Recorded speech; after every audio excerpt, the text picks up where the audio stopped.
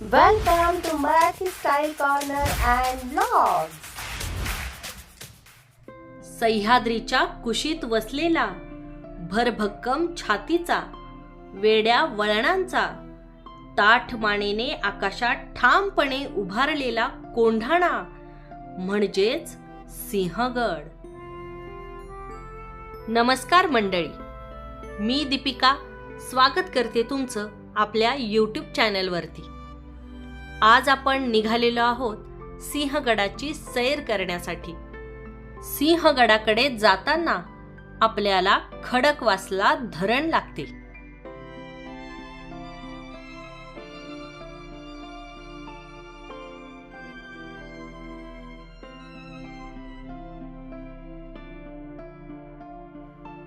गड आला पण सिंह गेला या इतिहासातील प्रसिद्ध वाक्याचा साक्षीदार असलेल्या कोंढाणा अर्थात सिंहगड किल्ला पुण्यापासून 30 किलोमीटर अंतरावरती आहे. पुण्याच्या नैऋत्येला समुद्र सपाटीपासून साधारणतः 4400 फूट उंचीवर सिंहगड आहे. सह्याद्रीच्या पूर्व शाखेवर पसरलेल्या भुलेश्वराच्या डोंगर रांगेमध्ये हा किल्ला आहे. किल्ल्यावरती आपण थेट गाडी घेऊन देखील पोहोचू शकतो किंवा ट्रेकिंग करत देखील सिंहगडावरती पोहोचू शकतो. या ठिकाणी सिंहगडाच्या पायथ्याला भली मोठी अशी पार्किंगची व्यवस्था केलेली आहे. 2 व्हीलरसाठी 20 रुपये आणि 4 व्हीलरसाठी 50 रुपये या ठिकाणी आकारले जातात.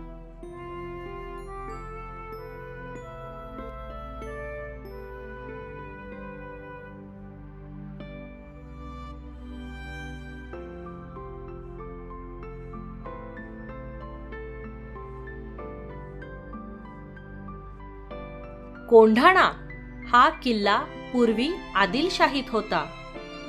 इसवी सन 1647 मध्ये कोंढाण्याचा तत्कालीन किल्लेदार सिद्धी अंबर याच्याकडून महाराजांनी हा किल्ला मिळवून स्वराज्यात आणला. याच गडावर महाराजांनी आपले लष्करी केंद्र देखील उभारले. गडाकडे जाण्यासाठी आपल्याला पहिला लागतो तो पुणे दरवाजा. याच प्रकारे अजून 2 पुणे दरवाजे या ठिकाणी पाहायला मिळतात. मिर्झा राजे जयसिंग आणि छत्रपती शिवाजी महाराज यांच्यामध्ये झालेल्या पुरंदरच्या तहामध्ये महाराजांनी मोगलांना जे 23 किल्ले दिले होते त्यापैकीच एक म्हणजे कोंढाणा देखील होता. मोगलांतर्फे उदयभान राठोड हा कोंढाण्याचा किल्लेदार होता. तो मूळचा राजपूत पण बाटून मुसलमान झाला होता. किल्ल्यावर जाण्यासाठी सोपा पायरी मार्ग आहे आणि तसेच किल्ल्याचा नकाशा देखील या ठिकाणी लावण्यात आलेला आहे. नकाशामध्ये पाहून आपण संपूर्ण किल्ला फिरू शकतो. पहिल्या पुणे दरवाजातून काही पायऱ्या चढून वरती आल्यानंतर आपल्याला लागतो तो दुसरा पुणे दरवाजा. कोंढाणा म्हणजेच सिंहगड मुख्यतः प्रसिद्ध आहे तो नरवीर तानाजी मालुसरे यांच्या बलिदानामुळे. छत्रपती शिवाजी महाराज ज्यावेळी आग्र्यातून सुटून परत आले त्यावेळी त्यांनी पुरंदरच्या तहात दिलेले किल्ले परत घ्यायला सुरुवात केली. स्वराज्याची राजधानी त्यावेळी राजगडावरती होती आणि राजगडापासून जवळच असलेला कोंढाणा मुघलांच्या हाती असणं योग्य नाही असे माँसाहेब जिजाऊंना वाटत होते. याच सुमारास तानाजी मालुसरे स्वतःचा मुलगा रायबाच्या लग्नाचे आमंत्रण देण्यासाठी महाराजांकडे आले आणि आधी लगीन कोंढाण्याचं आणि मग माझ्या रायबाचं अशी गर्जना करत तानाजी मालुसरेंनी स्वतः कोंढाण्याची मोहीम स्वीकारली. सिंहगडाच्या 3 दरवाजातून पुढे आल्यावर उजव्या बाजूला आपल्याला दारुगोळ्याचे कोठार पाहायला मिळते. पूर्वी दारुगोळा ठेवण्यासाठी अशी कोठारं असत. त्या काळी या कोठारावर वीज पडली होती आणि त्यामुळे आजूबाजूची माणसे देखील मृत्युमुखी पडली होती, अशी माहिती या ठिकाणी लिहिलेली आहे. कोठारापासून थोडेसे पुढे आल्यानंतर डाव्या बाजूला एका कातळामध्ये तयार केलेली घोड्यांची पागा आपल्याला पाहायला मिळते. या ठिकाणी त्या काळी घोडे बांधण्याची व्यवस्था होती. सध्याच्या काळात आपण याला तबेला असे म्हणतो. एखादी लेणी वाटावी अशी ही घोड्यांची पागा त्या काळी बनवण्यात आली होती.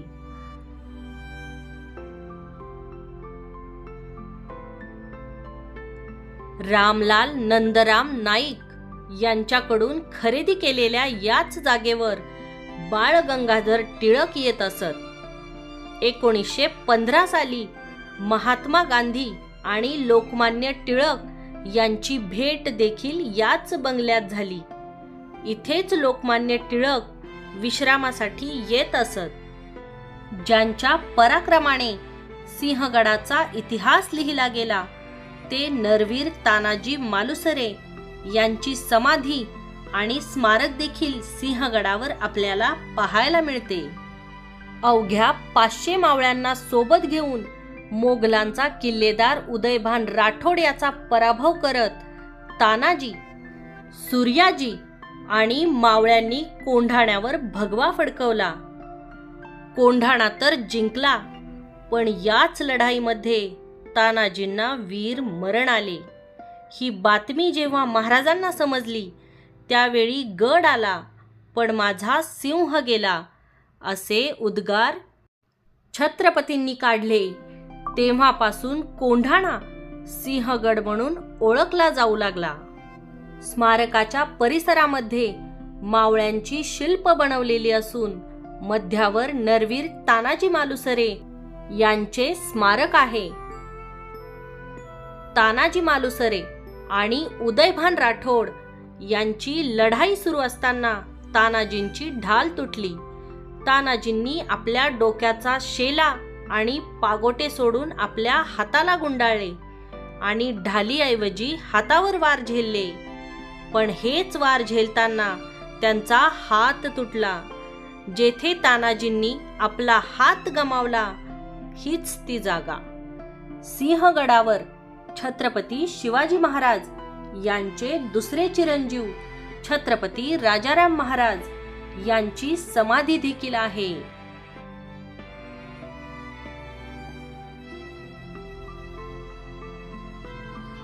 ज्या कड्यावरून दोरखंडाच्या सहाय्याने तानाजी मालुसरे किल्ल्यावर आले हाच तो द्रोणागिरी म्हणजेच तानाजी कडा. सिंहगडावरील सर्वात बुलंद वास्तू म्हणजेच किल्ल्याच्या पश्चिमेला असलेला कल्याण दरवाजा. किल्ल्याच्या पायथ्याशी असलेल्या कल्याण या गावातून याच दरवाजातून सिंहगडावरती येता येते, म्हणूनच याला कल्याण दरवाजा असे म्हणतात. या ठिकाणी एका पाठोपाठ एक असे 2 दरवाजे आहेत. तानाजी मालुसरे कड्यावरून चढून जेव्हा गडावर पोहोचले तेव्हा त्यांनी आधी कल्याण दरवाजा उघडला आणि त्यानंतर बाकीचे सगळे मावळे या दरवाजातून गडावर आले आणि त्यानंतरच घनघोर लढाईला सुरुवात झाली होती.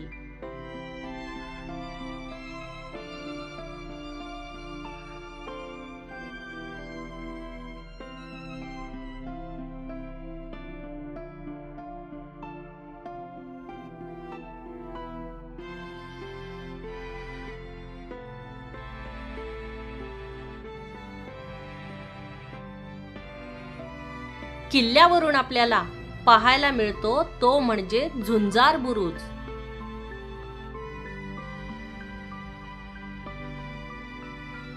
किल्ल्याच्या मध्यावर प्राचीन अमृतेश्वर भैरव मंदिर आहे. भैरव हे कोळ्यांचे दैवत आहे.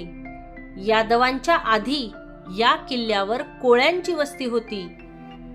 मंदिरात भैरव आणि भैरवी अशा 2 मूर्त्या दिसतात. भैरवाच्या हातामध्ये राक्षसाचे मुंडके आहे. किल्ल्यावरती पाण्याच्या अनेक टाक्या आहेत.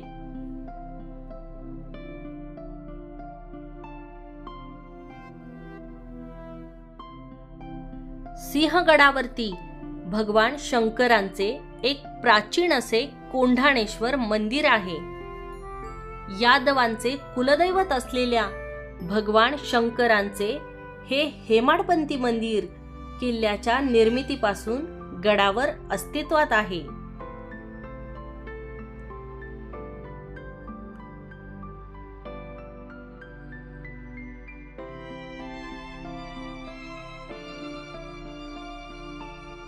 किल्ल्याच्या काही पायऱ्या चढून वरती आल्यानंतर एका टोकाला पाहायला मिळतो तो म्हणजे तोफखाना.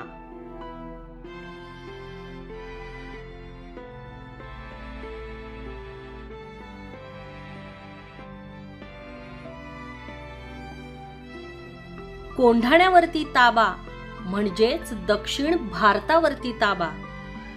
इतिहासामध्ये इतकी महत्त्व ठेवणारा किल्ला आणि आज आपण याच किल्ल्याची सैर केली. गर्व असावा या मातीवर आणि त्या शूरवीरांवर ज्यांनी या मातीवर रक्त सांडून हे स्वराज्य उभे केले. नरवीर तानाजी मालुसरे आणि 500 मावळ्यांनी आपल्या प्राणाचे बलिदान देऊन हा किल्ला जिंकला. अशा या शूरवीरांना माझा मानाचा मुजरा. तर मंडळी, आता मी तुमचा निरोप घेते.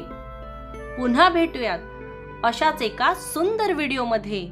तोपर्यंत धन्यवाद.